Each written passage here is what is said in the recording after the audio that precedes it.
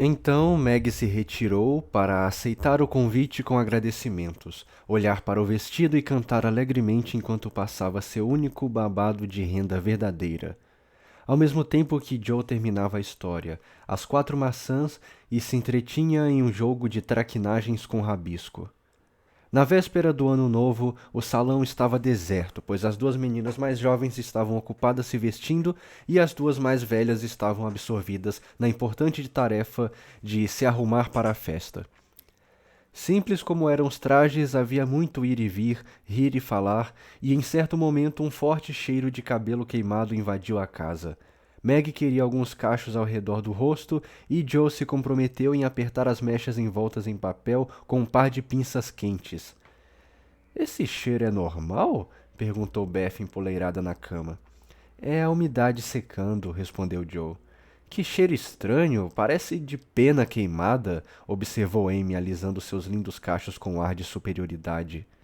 Pronto, agora vou tirar os papéis e você vai ver belos cachinhos, disse Joe, pousando as pinças. Ela tirou os papéis, mas nenhum cachinho apareceu, porque o cabelo saiu junto com o papel, e a cabeleireira, horrorizada, colocou uma fileira de pacotinhos chamuscados diante de sua vítima. Ai, ai, ai, o que foi que você fez? Estou horrível! Não posso ir à festa! Meu cabelo! Ai, meu cabelo todo destruído! Chorou Meg, olhando desesperada para o cabelo encrespado na testa. Eu sou uma estabanada. Você não deveria ter pedido a minha ajuda. Sempre estrago tudo. Me desculpe, mas as pinças ficaram muito quentes e fiz uma bagunça, gemeu a pobre Joe, olhando as pequenas placas pretas com lágrimas de arrependimento. Não é o fim do mundo. Deixe-lhe frisado e amarre uma fita, fazendo as pontas caírem um pouco sobre a testa. Você estará na moda. Já vi muitas meninas usando o cabelo assim, disse Amy, tentando consolar a irmã. É isso que dá querer ficar bonita. Devia ter deixado meu cabelo em paz, exclamou Meg, petulante. Eu que o diga, ele era tão macio e bonito, mas em breve ele cresce de novo, disse Beth, aproximando-se para beijar e confortar a ovelha tosquiada. Depois de vários contratempos menores, Meg finalmente ficou pronta e, com esforços conjuntos de toda a família, o cabelo de Joe foi arrumado e seu vestido foi colocado. Elas estavam muito bonitas em seus trajes simples. Meg em seu briche prateado, com uma fita de veludo azul no cabelo, babados, rendas e o broche de pérola. Joe de marrom com um colarinho cavalheiresco, duro, de linho e um ou mais 2 crisântemos brancos como único ornamento.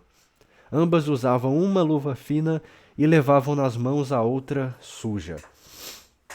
Os sapatos de salto alto de Meg estavam muito apertados e a machucavam, embora ela não admitisse, e os 19 grampos de Joe pareciam todos presos diretamente na sua cabeça, o que não era exatamente confortável, mas meu Deus, é preferível morrer a não ser elegante. Divirtam-se, meus amores, disse a senhora Martin enquanto as irmãs caminhavam delicadamente. Não comam muito na ceia e voltem às 11, quando a Hannah for buscar vocês. Quando o portão bateu atrás delas, uma voz gritou de uma janela. Meninas, meninas, vocês estão levando lenços bonitos? Sim, sim, e o da Meg cheira a colônia, exclamou Joe, acrescentando com uma risada enquanto caminhavam. Eu acho que a mãe me perguntaria isso mesmo se estivéssemos fugindo de um terremoto. É um dos seus gostos aristocráticos e muito adequado, porque uma verdadeira dama é conhecida por botas, luvas e lenços limpos, respondeu Meg, que tinha um bom número de pequenos gostos aristocráticos seus. Não se esqueça de manter o lado ruim da roupa fora de vista, Joe. Minha faixa está boa? Meu cabelo está muito ruim? Continuou Meg depois de se olhar bastante tempo no espelho do roupeiro da senhora Gardner. Eu sei que vou me esquecer de tudo. Se você me vir fazendo alguma coisa errada, me lembre com uma piscadela, combinado? Respondeu Joe, puxando o colarinho e escovando o cabelo com força. Não, piscar não é uma coisa de senhorita. Eu levanto as sobrancelhas se alguma coisa estiver errada e aceno se você estiver bem. Agora mantenha os ombros retos e dê passos curtos. Não aperte a mão de ninguém se você for apresentada. Não é assim que se faz. Como você aprende todas essas regras? Eu não consigo. Essa música não é ótima? E lá foram elas, sentindo-se um pouco mais sentindo-se um pouco tímidas, pois raramente iam a festas. E, por mais informal que fosse a ocasião, era um grande evento para elas. A senhora Gardner, uma idosa imponente, cumprimentou-as gentilmente e as deixou com a mais velha de suas 6 filhas. Meg conhecia Sally e logo ficou à vontade, mas Joe, que não se importava muito com as meninas ou fofocas de menina, ficou parada com as costas cuidadosamente contra a parede e se sentiu tão deslocada como o potro em um jardim. Meia dúzia de rapazes estavam falando sobre patins em outra parte da sala, e ela desejava se juntar a eles porque patinar era uma das alegrias da sua vida. Ela telegrafou seu desejo para Meg, mas as sobrancelhas se ergueram tão assustadoramente que ela não se atreveu a se mexer. Ninguém veio falar com ela e, um a um, o grupo ao seu redor foi se desfazendo, até que ela ficou sozinha. Ela não podia andar e se divertir, senão todos veriam o queimado no tecido. Então ficou apenas olhando para as pessoas com ar de abandono até que o baile começou. Meg foi logo tirada para dançar e os sapatos apertados saltavam tão rapidamente que ninguém imaginava a dor que sua portadora sorridente sofria. Joe viu um jovem ruivo e alto se aproximar do seu canto e, temendo que ele quisesse tirá-la para dançar, se escondeu atrás das cortinas com a intenção de espiar e se divertir em paz. Infelizmente, outra pessoa tímida havia escolhido o mesmo refúgio, pois quando a cortina caiu atrás dela, ela se viu face a face com o garoto Lawrence. Oh, Lawrence. Que susto! Eu não sabia que havia mais alguém aqui, gaguejou Joe, preparando-se para sair tão rapidamente quanto havia entrado. Mas o menino riu e disse com simpatia, embora parecesse um pouco assustado: Não se importe comigo, pode ficar se quiser. Não estou atrapalhando? Nem um pouco. Só vim para cá porque não conheço quase ninguém e estava me sentindo estranho, sabe? Eu também. Por favor, não vá, a não ser que você queira. O menino sentou-se de novo e olhou para baixo até que Joe disse, tentando ser educado e gentil: Eu acho que já tive o prazer de te ver antes. Você mora perto de nós, não é? Na casa ao lado. E ele ergueu os olhos e riu abertamente, pois ver Joe agindo educadamente era bastante engraçado depois de se lembrar como eles haviam conversado sobre cricket quando ele encontrara o gato. Isso deixou Joe à vontade e ela também riu, dizendo com toda a sua sinceridade: Nós gostamos tanto do seu presente de Natal. Foi meu avô que mandou. Mas foi você quem deu a ideia, não foi? Como está seu gato, senhorita March? Perguntou o garoto, tentando parecer sério enquanto seus olhos negros brilhavam de alegria. Vai bem, obrigada, Sr. Lawrence. Mas eu não sou a senhorita March, só a Joe, replicou a jovem. E eu não sou o Sr. Lawrence, sou apenas o Laurie. Laurie Lawrence, que nome estranho. Meu primeiro nome é Theodore, mas eu não gosto porque os outros me chamam de Dora. Então pedi que me chamassem de Laurie. Não melhorou muito. Eu também odeio meu nome, é tão sentimental. Eu queria que todo mundo me chamasse de Joe e não de Josephine. Como você faz para os meninos pararem de te chamar de Dora? Usei a força. Eu não posso bater na tia March, então acho que vou ter de aguentar. E Joe se resignou com um suspiro. Então você gosta de dançar, senhorita Joe? Perguntou Laurie, achando que o nome combinava com ela. Gosto muito quando tem bastante espaço e todos estão animados. Em um lugar como este, tenho certeza de que derrubaria alguma coisa, pisaria no calo das pessoas ou faria algo terrível. Então me mantenho longe de problemas e deixo a Meg brilhar. Você não dança? Às vezes. Vivi no estrangeiro por muitos anos e ainda não tive companhia suficiente para saber como as coisas são feitas por aqui. O estrangeiro! Exclamou Joe. Me conte mais, por favor. Adoro ouvir histórias de viagens. Laurie não precisava, não parecia. Laurie não parecia saber por onde começar, mas as perguntas ansiosas de Joe logo o guiaram e ele contou como era a escola em Vevey, onde os meninos nunca usavam chapéu e faziam uma frota no lago, e como nas férias a diversão deles era fazer passeios a pé para a Suíça com os professores. Como eu queria estar lá, gritou Joe. Você foi a Paris? Passamos o último inverno lá. Você fala francês? Era proibido falar qualquer outro idioma em Vevey. Fale alguma coisa. Eu sei ler, mas não sei falar. Eita! Ah, que não aceito jeune demoiselle nas pantufles pantufle. Ah. Qual é o nome daquela senhorita de chinelos bonitos? Disse Laurie bem-humorado.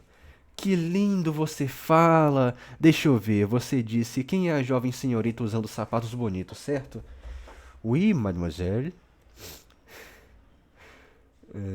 Sim, senhorita. É minha irmã, Margaret. E você sabe, você acha ela bonita? Sim, ela me faz pensar nas garotas alemãs. Ulala. Parece tão robusta e calma e dança como uma dama. Joe ficou bastante feliz com esse elogio à sua irmã vindo de um homem e se lembrou dele para repetir depois para Meg. Ambos espiaram, criticaram e conversaram até se sentirem velhos conhecidos. A timidez de Laurie logo se esvaiu, pois o comportamento cavalheiresco de Joe o divertia e o deixara à vontade. E Joe, por sua vez, sentia-se feliz porque seu vestido foi esquecido e ninguém levantou as sobrancelhas para ela.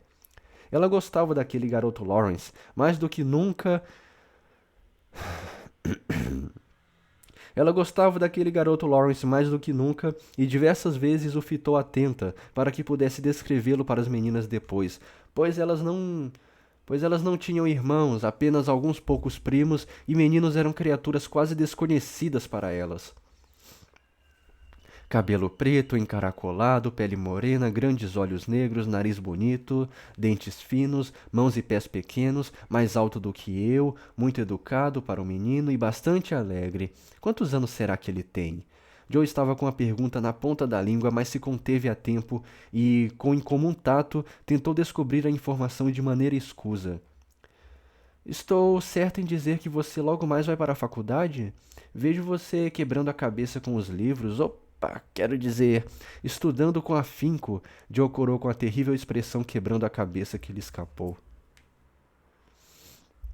Laurie sorriu, mas não pareceu surpreso e respondeu dando de ombros. Ainda faltam mais 1 ou 2 anos. Não vou me matricular antes dos 17 de qualquer modo.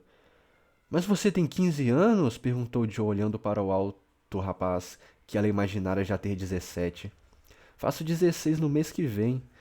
Como eu queria ir para a faculdade. Você não parece muito interessado. Eu odeio. Nada além de trabalhar ou traquinar, e também não gosto do jeito como é feito aqui no país. Do que você gosta? De morar na Itália e de me divertir do meu jeito. Joe queria muito perguntar qual era o jeito dele, mas suas sobrancelhas castanhas pareceram ameaçadoras quando ele as franziu. Então ela mudou de assunto, dizendo: Essa polca é maravilhosa. Por que você não vai dançar? Se você for, eu vou, respondeu ele com uma elegante mesura francesa. Não posso, porque prometi a Meg que não dançaria porque. Joe parou e pareceu hesitar em falar ou rir. Por que o quê? Promete não contar pra ninguém? Jamais. Bom, tenho o mau costume de ficar diante da lareira e assim eu sempre queimo meus vestidos. Este está todo queimado e apesar de estar bem remendado, dá pra ver. E Meg me mandou ficar parada para ninguém perceber. Pode rir se quiser, é engraçado, eu sei. Mas Laurie não riu. Ele só olhou para baixo por um minuto e a expressão em seu rosto confundiu Joe quando ele disse educadamente: Isso não importa. Vou lhe dizer o que podemos fazer. Tem um corredor comprido ali e lá podemos dançar à vontade, sem ninguém ver. Ixi. Venha comigo, por favor.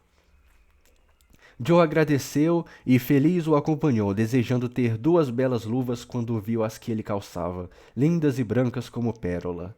O corredor estava vazio e eles dançaram uma polca lindíssima. Laurie dançava bem e lhe ensinou o passo alemão, que deixou Joe encantada pelo seu balanço e movimento. Quando a música parou, eles se sentaram na escada para recuperar o fôlego. E Laurie estava no meio da história sobre o festival dos alunos de Heidelberg, quando Meg apareceu buscando a irmã. Ela acenou e relutantemente Joe a seguiu para uma sala ao lado, onde a encontrou em um sofá, segurando o pé e pálida. Torci o tornozelo, esse maldito sapato de salto alto virou e me causou uma horrível torção. Está doendo muito, eu mal consigo ficar em pé e nem sei como vou conseguir chegar em casa, disse ela, balançando para frente e para trás de dor.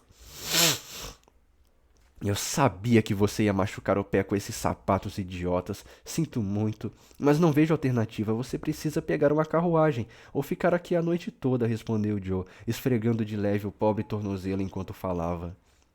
Não tenho como pegar uma carruagem com o preço que custa. Além disso, duvido que consiga pegar uma. Porque a maioria das pessoas tem a sua própria. O estábulo fica longe e não tem ninguém para ir até lá. Eu vou. Claro que não. Já passou das 9, está escuro demais. Não posso ficar aqui parada. A casa está cheia. A Sally está com algumas garotas como convidadas. Vou descansar até a Hannah chegar e aí fazer o melhor que puder. Vou pedir para o Laurie. Ele vai, disse Joe, parecendo aliviada ao ter a ideia. Pelo amor de Deus, não! Não peça nem conte para ninguém. Pegue minhas galochas e guarde esses sapatos com as nossas coisas. Não consigo mais dançar. Mas assim que a ceia terminar, procure a Hannah e me avise assim que ela chegar. Está servindo a ceia agora. Vou ficar com você, eu prefiro. Não, querida, vai e me traga café. Estou tão cansada que não consigo nem me mexer. Então Meg se reclinou com as galochas bem escondidas, e Joe foi aos tropeções até a sala de jantar que ela encontrou depois de entrar em um armário de porcelana e de abrir a porta de uma sala onde o velho Sr. Gardner tomava um refresco na privacidade do aposento. Correndo na direção da mesa, conseguiu pegar o café que ela logo derrubou, deixando a parte da frente do seu vestido tão ruim quanto a de trás. Ai, meu Deus, que desastrado eu sou! Exclamou Joe, acabando com a luva de Meg ao usá-la para esfregar a mancha no vestido. Posso ajudar? Disse uma voz amistosa. Lá estava Laurie, com uma xícara cheia em uma das mãos e um pratinho de gelo na outra. Eu estava tentando pegar café para Meg, que está muito cansada, e alguém me empurrou, e aqui estou eu, nesse belo estado, respondeu Joe, olhando tristonha para o vestido manchado e a luva tingida de café. Que pena, eu estava procurando alguém para quem dar esse café. Posso levar para sua irmã? Obrigada, vou lhe mostrar onde ela está. Não me ofereço para levar porque vou acabar me metendo em mais uma enrascada. Joe mostrou o caminho e, como se estivesse acostumado a servir senhoritas, Laurie puxou uma mesinha, trouxe uma segunda xícara de café e gelo para Joe e foi tão solícito que até mesmo a exigente. E foi tão solícito que até mesmo a exigente. Achei que tivesse um ponto aqui. E foi tão solícito que até mesmo a exigente Meg o chamou de garoto simpático. Eles se divertiram com os bombons e os doces e estavam no meio de um jogo tranquilo de telefone sem fio, com 2 ou 3 outros jovens que se juntaram a eles, quando Hannah apareceu. Meg se esqueceu do pé e levantou-se tão rápido que foi forçada a segurar em Joe com um grito de dor. Silêncio! Não diga nada, ela sussurrou, concluindo em voz alta. Não é nada, eu virei o pé de leve, só isso, e desceu mancando as escadas para se arrumar. Hannah ralhava, Meg gritava e Joe desesperada até que decidiu assumir as rédeas da situação. Saindo de fininho, correu e encontrando um criado perguntou se ele poderia conseguir uma carruagem. Por acaso, era um garçom contratado que não conhecia nada da região e Joe estava buscando por ajuda quando Laurie, que ouvira o que ela dissera, se aproximou e ofereceu a carruagem do seu avô, que havia acabado de chegar, disse ele. Mas está tão cedo, você já está indo? Começou Joe, parecendo aliviada, mas ao mesmo tempo hesitando em aceitar a proposta. Sempre vou embora cedo, juro. Por favor, me permita levá-la para casa. É na mesma direção da minha, você sabe, e vai chover, pelo que dizem. Isso encerrou a questão. E, contando-lhe do acidente de Meg, Joe aceitou com gratidão e correu para trazer o resto do grupo. Hannah odiava a chuva como um gato, então não fez caso, e elas se abrigaram na carruagem de luxo, sentindo-se alegres e elegantes. Laurie foi na boleia para Meg poder deixar o pé para cima, e as meninas falaram sobre a festa livremente. Eu me diverti muito. E você? Perguntou Joe, despenteando os cabelos e fazendo-se confortável. Sim, até me machucar. A amiga da Sally, Annie Moffat, gostou de mim e me pediu que passasse uma semana com ela quando o Sally quando a Sally for. Ela vai na primavera, quando a ópera chegar, e será perfeitamente esplêndido se a mamãe me deixar ir. Respondeu Meg, vibrando com a ideia. Eu vi você dançando com o ruivo de quem eu fugi. Ele é simpático? Nossa, muito! O cabelo dele é castanho avermelhado e não ruivo. Ele foi muito educado e dançamos uma redova maravilhosa. Tchaca, tchaca, tchaca, tchaca, tchaca, tchaca, balança. Ai, uma redova maravilhosa. Ele parecia um gafanhoto de terno dançando. Laurie e eu não conseguimos parar de rir. Você escutou alguma coisa? Não, mas isso foi muito rude. O que vocês estavam fazendo lá escondidos todo esse tempo? Joe relatou suas aventuras e, quando terminou, estavam em casa. Com muitos agradecimentos, elas disseram boa noite e se esgueiraram pela porta, esperando não perturbar ninguém. Mas, assim que a porta rangeu, dois gorrinhos de dormir surgiram e duas vozes sonolentas, mais ansiosas, gritaram: Contem da festa! Contem da festa!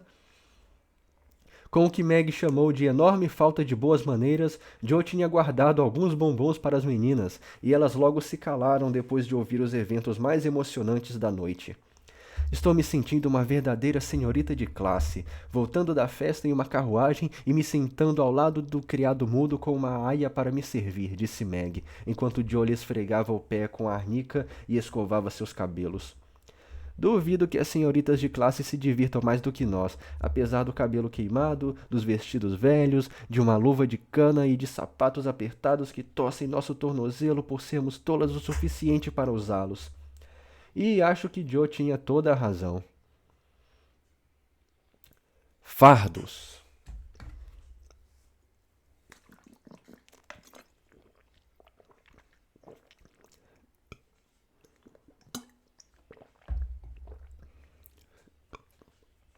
Ai, meu Deus, como é difícil carregar nossos fardos e ter de andar, suspirou Meg na manhã após a festa.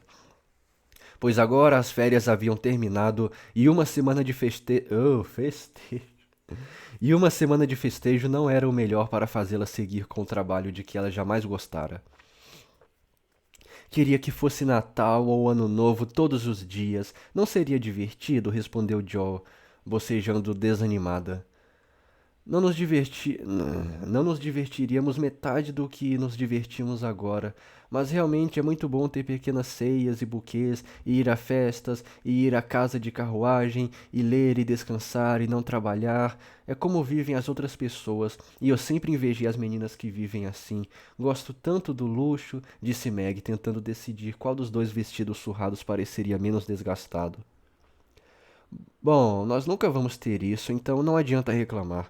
O melhor é carregar as sacolas e andar alegremente como a mamãe. Tenho certeza de que a tia Marty é um fardo na minha vida, mas acho que quando eu aprender a lidar com ela sem me queixar, ela vai cair dos meus ombros ou vai ficar tão leve que não vou nem senti-la. A ideia fez cócegas na fantasia de Joe e a deixou de bom humor. Mas o ânimo de Meg não melhorou porque seu fardo, que consistia em 4 crianças mimadas, parecia mais pesado do que nunca. Ela não teve ânimo suficiente sequer para se produzir como de costume, colocando uma fita azul no pescoço e penteando o cabelo da maneira mais adequada. De que adianta ficar bonita se só quem me vê são esses anõezinhos e ninguém se importa se estou feia ou não? Ela murmurou, fechando a gaveta de um golpe. Vou ter de trabalhar e me matar todos os dias da minha vida, com pequenos momentos de diversão de vez em quando, só para ficar velha, feia e ranzinza. Tudo porque sou pobre e não posso aproveitar a vida como as outras meninas. Que injusto! Então Meg desceu com cara de brava e não estava nada simpática no café da manhã. Todas pareciam bastante irritadas e dispostas a reclamar. Beth estava com dor de cabeça e deitou-se no sofá, tentando consolar-se com o gato e outros 3 filhotinhos. Amy estava preocupada porque não aprendera as lições e não conseguia encontrar sua faixa de cabelo. Joe assobiava e fazia um enorme barulho ao se preparar. A senhora March estava muito ocupada tentando terminar uma carta que deveria ser enviada o quanto antes. E Hannah estava resmungona, pois se atrasar não era do seu feitio. Que família mais mal-humorada! Gritou Joe, perdendo a paciência ao derrubar um tinteiro, arrebentar 2 cordões das botas e se sentar em cima do seu chapéu. Você é a mais mal-humorada de todas, retrucou Amy, limpando a adição, que estava toda borrada pelas lágrimas que caíram sobre sua lousa. Beth, se você não deixar esses gatos horríveis no porão, vou afogar um por um, exclamou Meg com raiva, quando tentou se livrar do gatinho que tinha subido pelas suas costas e se prendera como um carrapicho fora do alcance das suas mãos. Joe riu. Meg a repreendeu. Beth suplicou e Amy chorou porque não conseguia se lembrar de quanto era 9 vezes 12. 108? Não. Não, é 108 mesmo, né? 9 vezes 12, 108, é. Meninas, meninas, fiquem quietas um minuto. Eu preciso despachar essa carta logo cedo e vocês me distraem, exclamou a senhora March, riscando a terceira frase ruim da sua carta. Houve uma pausa momentânea quebrada por Hannah, que entrou no aposento, colocou 2 pãezinhos quentes sobre a mesa e saiu novamente. Esses pãezinhos eram uma tradição, e as meninas os chamavam de luvinhas, pois elas não tinham luvas de verdade e as massas quentinhas eram muito reconfortantes para suas mãos nas manhãs frias. Hannah nunca se esquecia de prepará-los, não importava quão ocupada ou mal-humorada estivesse, pois a caminhada era longa e penosa. As coitadinhas não tinham outra coisa para almoçar e raramente estavam em casa antes das 3. Dê tchau para os gatos e acabe com a dor de cabeça, Betty. Até logo, mamãe. Estamos umas diabinhas hoje, mas vamos voltar para casa verdadeiros anjinhos. Vamos, Meg, já! E Joe pisou firme, afastando-se, achando que a...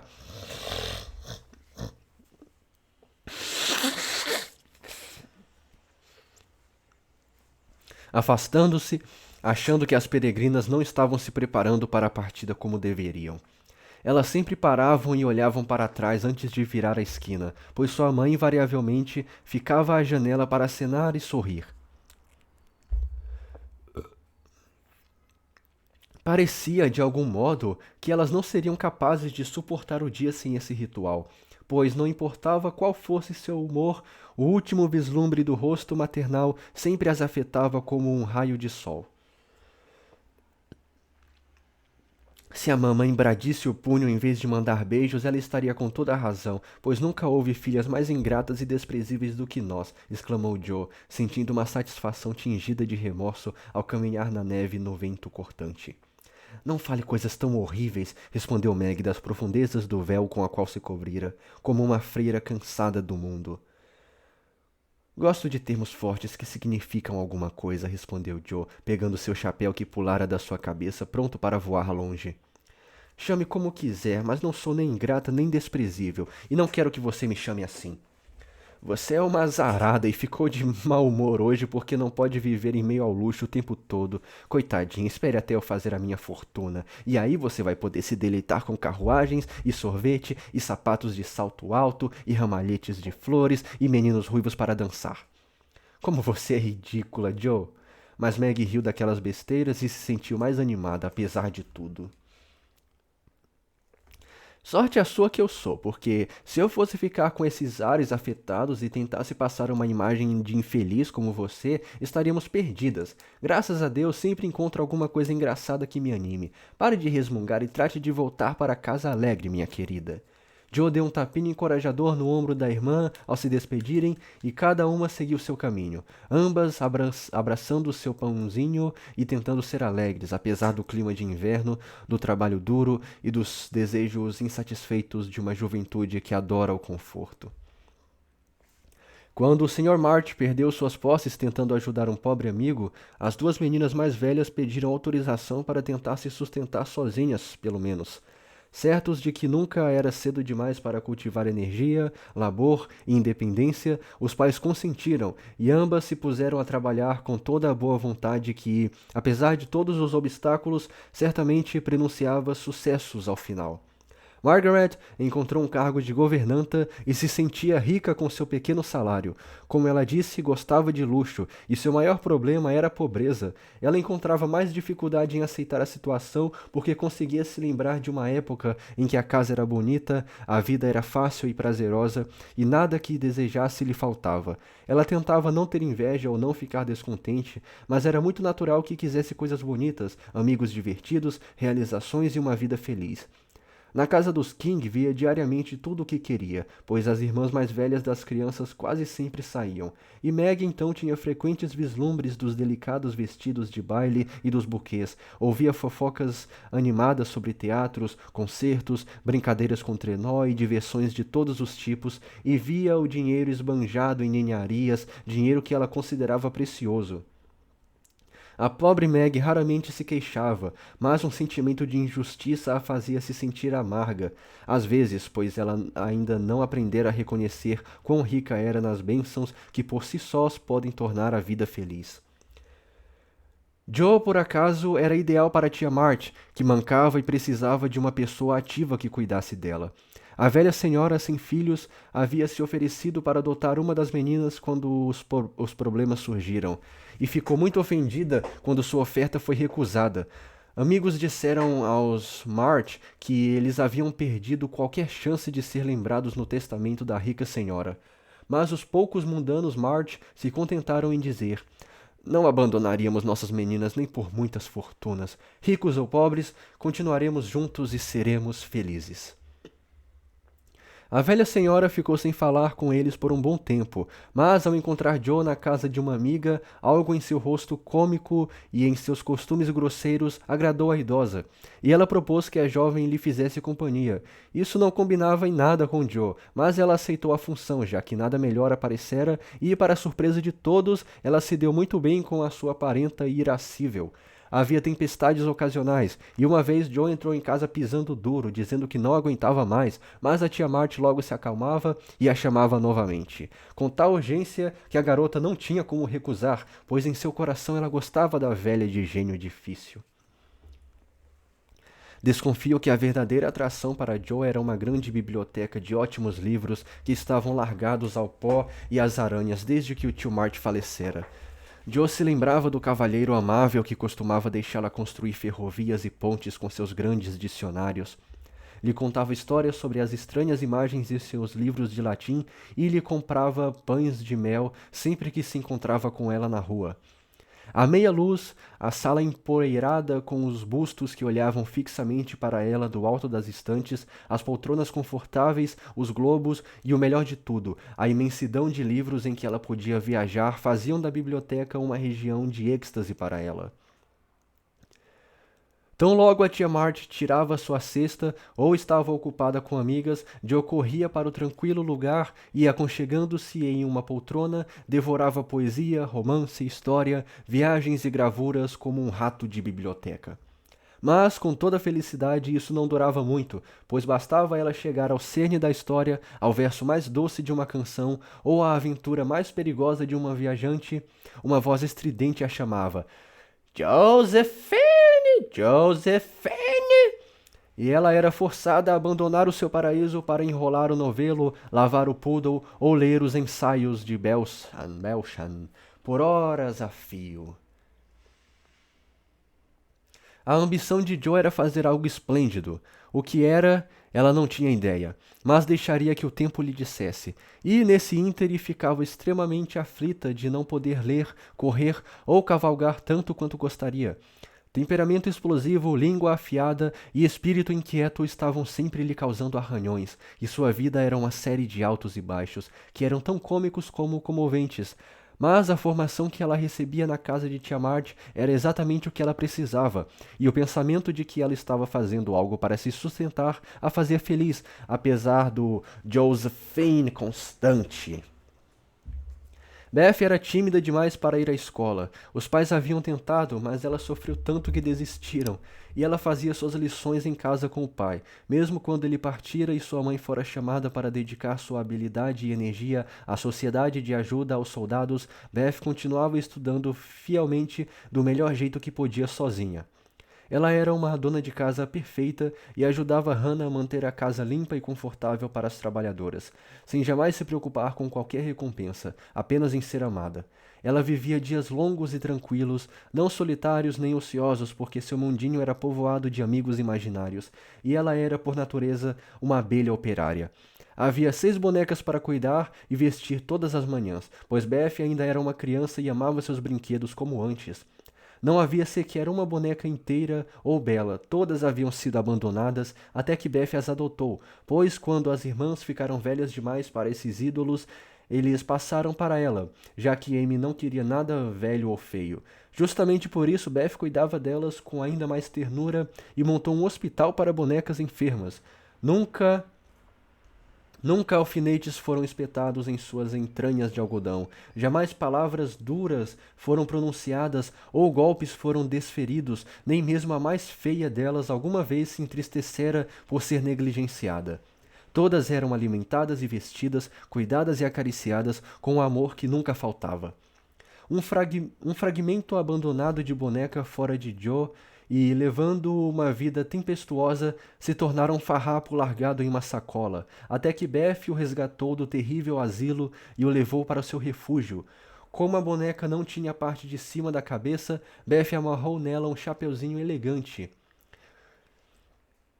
Como ambos os braços e as pernas haviam sido arrancados, ela escondia essas deficiências aninhando a boneca em um cobertor e dedicando o melhor leito a essa inválida crônica. Se alguém soubesse o cuidado despendido com essa boneca, acho que isso lhe tocaria o coração, pois por mais que rissem, né? Por mais que rissem, né? Cuidado da boneca.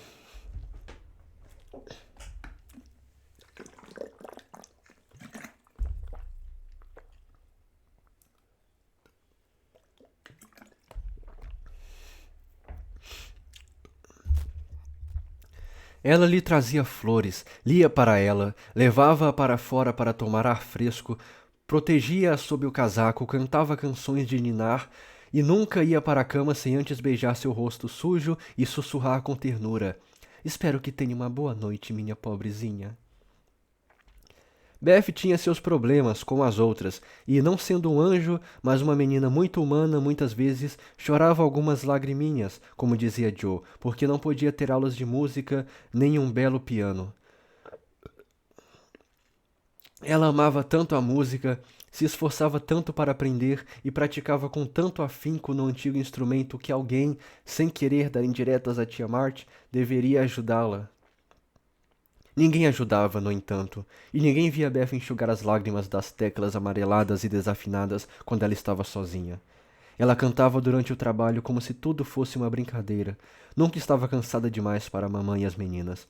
E dia após dia dizia esperançosa para si: Sei que vou conseguir me dedicar à música em algum momento, se eu for boa. Há muitas Beths no mundo, tímidas e quietas, sentadas nos cantos até serem requisitadas e vivendo para os outros tão alegremente que ninguém vê os seus sacrifícios, até que o pequeno grilo da lareira para de chiurear. A presença doce e brilhante desaparece, deixando o silêncio e sombra para trás. Se alguém perguntasse a Amy qual fora a maior provação de sua vida, ela teria respondido sem pestanejar: meu nariz. Quando era bebê, Joe acidentalmente a deixou cair no cocho de carvão, e Amy insistia que a queda havia arruinado seu nariz para sempre. Não era grande nem vermelho como o da pobre Petrea. Era apenas um pouco chato, e todos os esticões do mundo não conseguiam dar-lhe um quê aristocrático. Ninguém se importava com ele, apenas ela, que fazia o seu melhor para que crescesse. Mas Amy sentia profundamente a falta de um nariz grego e desenhava folhas inteiras de narizes belos para se consolar, tá? Então, a, a Meg trabalha com crianças, eu acho. A Joe trabalha cuidando da tia lá.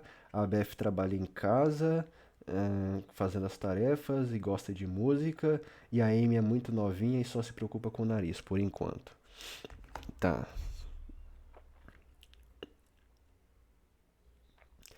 O pequeno Rafael, como suas irmãs a chamavam, tinha talento para o desenho e nunca se sentia mais feliz do que quando estava a copiar flores, desenhar fadas ou ilustrar histórias com espécimes estranhos de arte.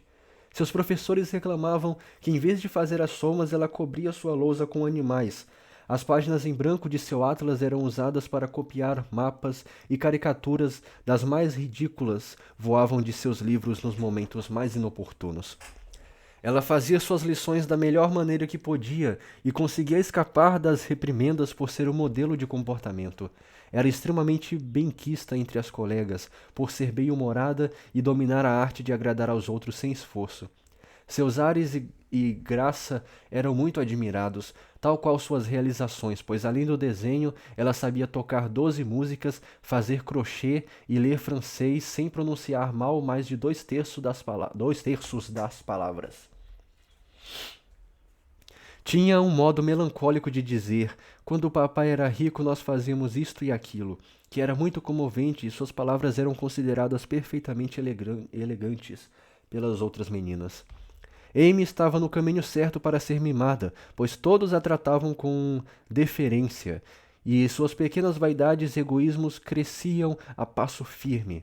Havia uma coisa, no entanto, que amainava as suas vaidades.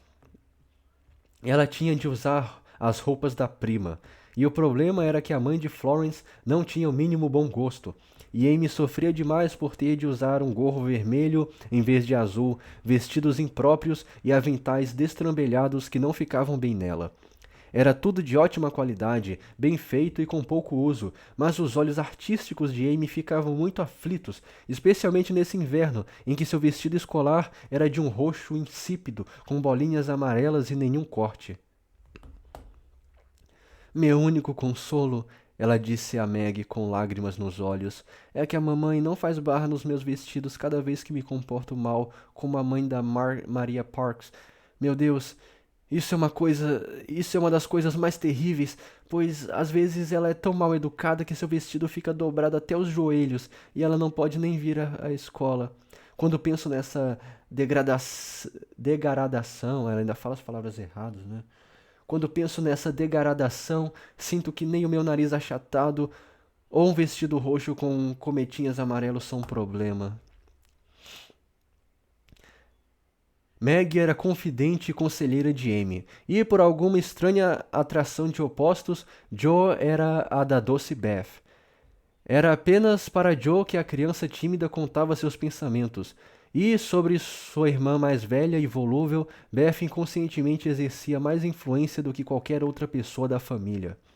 As duas meninas mais velhas eram muito apegadas, mas cada uma adotou uma das irmãs mais novas e cuidava delas à sua maneira, brincando de mamãe, como diziam, e colocando as irmãs no lugar das bonecas jogadas fora, com um instinto maternal de Little Women aí, ó. Mulherzinhas aí, ó. Ó, pequenas mulheres, ó. Adoráveis mulheres aí, ó. Adoráveis aí, ó. O filme aí, ó. Meu Deus. Alguém tem algo para contar? Hoje foi um dia tão triste que estou morrendo de vontade de me divertir, disse Meg enquanto todas se sentaram para costurar juntas aquela noite. Aconteceu uma coisa estranha com a tia hoje, mas como me dei bem, vou contar para vocês, começou Joe, que amava contar histórias. Eu estava lendo o interminável Belsham, murmurando as palavras pesadamente, como sempre faço, pois assim a tia logo dorme, e só assim posso pegar algum livro bom e ler com gosto até ela acordar. E, na verdade, o que aconteceu é que quem ficou com sono fui eu, e antes de ela começar a fechar os olhos, dei um bocejo tão alto que ela me perguntou o que eu queria abrindo a boca daquele jeito, se eu tinha a intenção de comer o livro todo de uma vez. Bem que eu queria, pelo menos acabávamos logo com isso, disse eu, tentando não parecer impertinente. Então ela me deu um baita sermão, falou dos meus pecados e me mandou sentar e pensar neles enquanto ela descansava um pouco. Ela sempre demora a acordar, então assim que o gorro dela começou a subir e descer como uma dália pesada demais, puxei o Vigário de Wakefield do bolso e comecei a ler, com um olho no livro e outro na tia. Cheguei à parte em que todo mundo cai na água e esquecida ri alto. A tia acordou e, mais bem-humorada depois da soneca, me disse que lesse um pouco e mostrasse que obra frívola eu preferia ao digno e instrutivo Belsham. Li do melhor jeito que pude e ela gostou, embora tenha dito apenas: não estou entendendo o enredo, comece do início, minha criança. Foi o que fiz, e deixei as prímulas as mais interessantes possíveis. Em certo momento fui bem travessa, parei em uma parte empolgante e disse com toda a doçura do mundo: acho que o livro está chato para a senhora, não é melhor parar? Ela pegou o tricô que caíra de suas mãos, me lançou um olhar penetrante por cima dos óculos e disse curta e grossa: "Termine o capítulo e não seja impertinente, senhorita." Ela reconheceu que gostou? Perguntou Meg. Imagine só, claro que não, mas ela deixou o velho Belchan descansar e, quando corri para pegar minhas luvas esta tarde, lá estava ela, tão grudada no vigário que nem me ouviu rir enquanto eu dançava uma giga no corredor, pelos bons tempos que se avizinhavam. Que boa vida ela poderia ter, bastava querer. Não a invejo muito, apesar de todo o seu dinheiro, porque os ricos têm tantas preocupações quanto os pobres, eu acho, acrescentou Joe. Isso me faz lembrar, disse Meg, de que tenho algo a contar.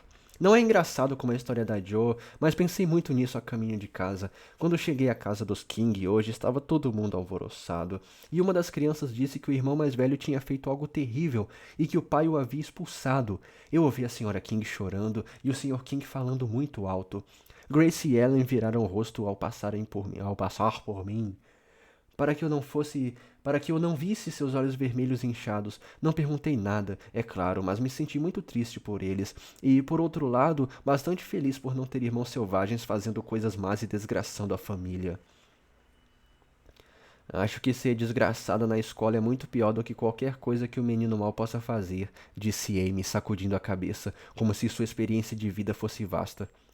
Suzy Perkins foi à escola hoje com um lindo anel de coralina vermelha. Eu queria muito um anel assim e desejei terrivelmente ser ela. Pois bem, ela fez um desenho do Sr. Davis com um nariz monstruoso e uma corcova e com um balãozinho com as palavras "Jovens senhoras, estou de olho em vocês" saindo da boca dele. Nós estávamos rindo quando de repente ele de fato apareceu e estava de olho em nós. Mandou a Suzy trazer a lousa dela. Ela estava paralisada de medo, mas obedeceu. E o que vocês acham que ele fez? Puxou a orelha dela. Ele a pegou pela orelha. Imaginem que cena horrível. Depois ele a levou para o palco de recitação e a fez ficar lá por meia hora, segurando a lousa para que todos pudessem ver. As meninas não riram do desenho? Perguntou Joe, que adorara a confusão. Rir? Ninguém. Ficou todo mundo quietinho, e Suzy chorava horrores. Daquele momento em diante parei de invejá-la, porque nem 1 milhão de anéis de coralina... Coralina! Me faria feliz depois disso. Eu nunca, jamais conseguiria me recuperar de um castigo assim angustiante. E Amy continuou com seu trabalho orgulhosa de sua virtude e por ter pronunciado 2 palavras compridas de um só fôlego. Eu vi uma coisa de que gostei muito esta manhã e me lembrei de contar no jantar, mas agora esqueci o que era, disse Beth arrumando a cesta toda revirada de Joe enquanto falava. Quando fui comprar algumas coisas para Hannah, o Sr. Lawrence estava na peixaria, mas não me viu porque me escondi atrás de um barril e ele estava ocupado com o Sr. Cutter, o pescador. Então chegou uma pobre mulher com um balde e um esfregão e perguntou ao Sr. Cutter se ele não poderia limpar a loja em troca de um pouco de peixe, porque ela não tinha o que preparar para o jantar dos filhos e não tinha encontrado trabalho hoje. O Sr. Cutter estava com pressa e disse não, com muito mau humor. Então ela ia se retirar, parecendo faminta e pesarosa, quando o Sr. Lawrence fisgou um peixão com a ponta torta de sua bengala e o estendeu para ela. Ela ficou tão feliz e surpresa que pegou o peixe com a mão mesmo e agradeceu infinitamente. Ele disse, vá cozinhá-lo, e ela saiu correndo tão feliz. Não foi muita bondade da parte dele. Foi tão engraçado ela abraçando o peixe escorregadio e abençoando o Sr. Lawrence para que ele fosse lá para o céu. Quando terminaram de rir da história da Beth, pediram uma para a mãe, que, depois de pensar um momento, disse com sinceridade: Enquanto eu estava cortando os casacos de flanela na sala, senti uma ansiedade muito grande em relação ao seu pai e comecei a pensar no quão solitárias e impotentes ficaríamos se algo acontecesse com ele. Isso não era nada saudável de se pensar, mas eu não conseguia evitar e continuava... Dixon! E continuava preocupada até que um velho homem entrou para encomendar algumas roupas. Ele se sentou ao meu lado e começamos a conversar, porque ele parecia pobre, cansado e ansioso. Você tem filhos no exército? Eita, é ela que tá perguntando. Você tem filhos no exército? Perguntei, pois a encomenda não era para ele. Sim, senhora, eu tinha 4, mas 2 morreram e um foi preso. Jesus. O outro eu estou indo visitar porque ele está extremamente doente em um hospital de Washington. Ele respondeu com a voz baixa. Você fez muito por sua pátria, senhor, disse eu, sentindo respeito e não mais dó. Nada mais do que a minha obrigação, senhora. Eu mesmo me alistaria se servisse para alguma coisa, mas como não sirvo, ofereço meus garotos, e de bom grado. A senhora March continuou. Ele falava tão alegremente, parecia tão sincero e tão feliz em dar tudo o que tinha, que senti vergonha de mim mesma. Eu teria dado, quando muito, um filho homem, e ele deu 4 sem se lamuriar. Tenho todas as minhas meninas para me confortar em casa, e o último filho dele estava à espera, a 15 quilômetros de distância, talvez para dizer adeus. Eu me senti tão rica e tão feliz ao pensar no quanto era abençoada, que lhe preparei um belo embrulho. Dei-lhe algum dinheiro e agradeci de todo o coração pela lição que ele me ensinara. Conte outra história, mãe. Uma com moral como essa, gosto de ficar pensando nelas depois, desde que sejam reais e não muito enfadonhas, disse Joe após um minuto de silêncio. A senhora March sorriu e logo se pôs a falar, pois havia contado histórias para aquela pequena audiência por muitos anos e sabia como agradar-lhe. Era uma vez 4 meninas que tinham o suficiente para comer, beber e vestir, além de vários confortos e prazeres, bons amigos e pais que as amavam muito. Mas, ainda assim, elas não eram felizes. Nesse ponto, as ouvintes olharam de soslaio umas para as outras e começaram a costurar com perfeição. Essas meninas queriam muito ser boas e fizeram excelentes resoluções, mas não as cumpriram muito bem e constantemente diziam: "Ah, se eu tivesse isso! Ah, que bom seria ter aquilo!" Sempre se esqueciam de quanto já possuíam e quantas coisas elas já podiam fazer. Então, um dia, pediram a uma velha um feitiço que as fizesse felizes. E ela disse: "Quando vocês se sentirem descontentes, pensem em como são abençoadas e sejam gratas." Nesse momento, Joe olhou rapidamente para cima como se fosse falar, mas mudou de ideia ao ver que a história não terminara ainda. Como eram meninas sensatas, decidiram seguir o conselho. Peraí, é a história ainda, né? Como eram meninas sensatas, decidiram seguir o conselho e logo se surpreenderam ao ver quão bem ele funcionava. Uma delas descobriu que o dinheiro não é o suficiente para afastar a vergonha e a tristeza da casa dos ricos. Outra descobriu que, apesar de pobre, era muito mais feliz com a sua jovialidade, saúde e bom humor do que uma certa senhora frágil e temperamental que não tinha sequer um terço desse seu conforto. A terceira descobriu que, por mais agradável que fosse ajudar a preparar o jantar, mais difícil era implorar para ter o que comer, e a quarta descobriu que nem mesmo anéis de coralina valem tanto quanto os bons modos. Então, todas concordaram em parar de reclamar, desfrutar as bênçãos que tinham e tratar de merecê-las para que as benesses não lhes fossem tiradas, em vez de aumentadas. Acredito que elas não se desapontaram ao seguir o conselho da velha senhora. Ora, mami, muito inteligente da sua parte jogar essas histórias contra nós e oferecer um sermão em vez de um romance, exclamou Meg. Eu gosto de sermões assim, é do mesmo tipo que o papai costumava fazer, disse Beth pensativa, colocando as agulhas na almofada de Joe. Não me queixo tanto como as outras, mas mesmo assim vou ter mais cuidado agora, porque a queda de Suzy foi um aviso, disse Amy. Precisávamos dessa lição, e não vamos esquecer. Se isso acontecer, você nos avisa, como a velha Chloé em A Cabana do Pai Tomé. Cabana do Pai Tomás. Não, Cabana do Pai Ben. Arroz, arroz, por que é que todo mundo só quer saber de arroz? Pensem no que tem de bom, crianças, pensem no que tem de bom, acrescentou Joe, que não podia deixar de zombar um pouquinho e se divertir com o pequeno sermão, apesar de tê-lo levado a sério tanto quanto as outras meninas. Boa vizinhança. O que você acha que vai fazer, Joe? Perguntou Maggie em uma tarde nevada ao ver a irmã perambulando pelo corredor com botas de borracha, um saco velho, um capuz, uma vassoura em uma mão e uma pá na outra. Vou fazer exercício, respondeu Joe com um brilho travesso nos olhos. Eu achava que 2 longas caminhadas pela manhã já haviam sido suficiente. Está frio e nublado lá fora. Eu a aconselho a ficar quentinha e seca ao lado da lareira, como eu, disse Meg com um arrepio. Jamais escuto conselhos, não consigo ficar parada o dia todo, e como não sou uma gatinha, não gosto de cochilar ao lado do fogo. Gosto de aventuras, e é isso que vou procurar. Meg voltou a aquecer os pés e a ler Ivanhoe, e Joe começou a escavar os caminhos energicamente. A neve estava macia, e com a vassoura ela logo abriu todo um caminho ao redor do jardim, onde Beth poderia andar quando o sol surgisse e quando as bonecas inválidas precisassem de ar puro. O jardim separava a casa dos March da do Sr. Lawrence. Ambas ficavam em um subúrbio da cidade, que ainda era bastante interiorano, com bosques e gramados, jardins amplos e ruas tranquilas.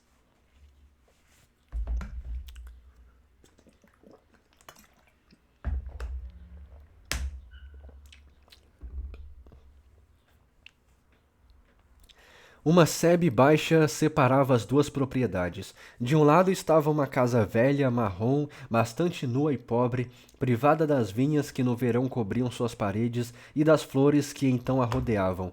Do outro estava uma imponente mansão de pedra, claro sinal de todo tipo de conforto e luxo, desde a larga estrebaria e os jardins bem cuidados até a estufa e os vislumbres de lindas coisas que se viam entre as cortinas. No entanto, aquela parecia uma casa solitária, sem vida, pois não havia crianças brincando no gramado, nem o rosto materno sempre sorrindo nas janelas, e poucas pessoas entravam e saíam, a não ser o velho cavalheiro e seu neto. Na viva imaginação de Joe, a bela casa parecia uma espécie de palácio encantado, cheio de esplendor e prazeres de que ninguém gostava.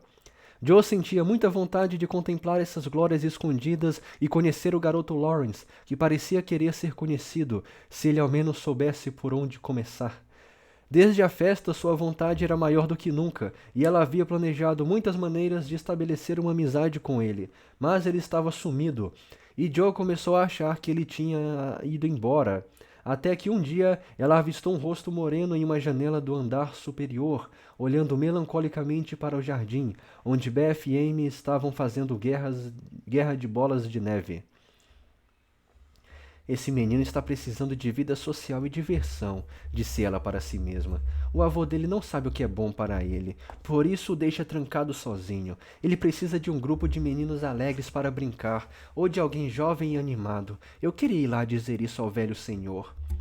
A ideia divertiu a Joe, que gostava de fazer coisas ousadas e estava sempre escandalizando a Meg por seus atos estranhos. O plano de ir lá dizer não foi esquecido, e quando a tarde nevada chegou, Joe decidiu ir ver no que dava.